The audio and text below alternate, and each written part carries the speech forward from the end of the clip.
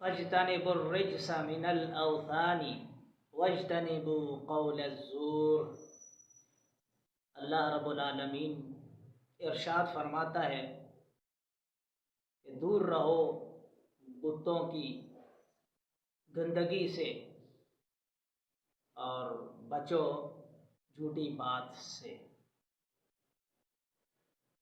نبی کریم رؤوف الرحیم صلی اللہ تعالی علیہ وآلہ وسلم نے جھوٹی بات کے بارے میں بھی احادیث مبارکہ کے اندر بھی مذمت آئی ہے۔ کسی کے خلاف آج کے دور میں یہ چیز بہت عام ہے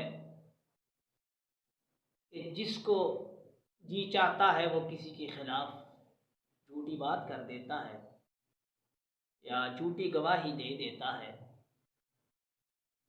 تو کسی کے خلاف جھوٹی گواہی دینا یہ حرام ہے اور جہنم میں لے کے جانے والا عمل ہے۔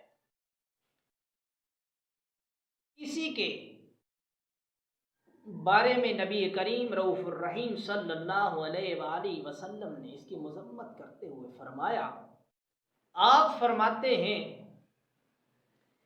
کہ جھوٹی بات کرنا، کسی کے خلاف جھوٹی گواہی دینا، یہ شرک کرنے کے برابر ہے۔ کسی کے خلاف جھوٹی گواہی دینا یہ شرک کرنے کے برابر ہے۔ تو قرآن بھی کہتا ہے فاجتنبوا الرجس من الاوثان واجتنبوا قول الزور، کہ دور رہو بتوں کی گندگی سے، اور آگے فرمایا واجتنبوا قول الزور، اور جھوٹی بات سے بھی کیا کرو، بچو، جھوٹی بات نہ کہو، جھوٹ مت بولو۔ ایک مرتبہ نبی کریم رؤوف الرحیم صلی اللہ علیہ وآلہ وسلم نے اس بات کو 3 مرتبہ دہرایا۔ آپ نے نماز کے بعد، فجر کی نماز کے بعد آپ نے ارشاد فرمایا کہ میں آپ کو 3 بڑے گناہ بتاتا ہوں کہ 3 بڑے بڑے گناہ کون سے ہیں۔ نبی کریم رؤوف الرحیم صلی اللہ تعالی علیہ وآلہ وسلم نے ارشاد فرمایا، پہلی بات آپ نے فرمایا شرک کرنا، سب سے بڑا گناہ ہے، بڑے گناہوں میں سے ایک گناہ شرک کرنا بھی ہے۔ پھر نبی کریم رؤوف الرحیم صلی اللہ علیہ وسلم نے دوسری مرتبہ ارشاد فرمایا کہ دوسری چیز وہ ہے والدین کی نافرمانی۔ بڑے گناہوں میں سے یہ گناہ بھی، والدین کی نافرمانی کرنا بڑے گناہوں میں سے ایک گناہ ہے۔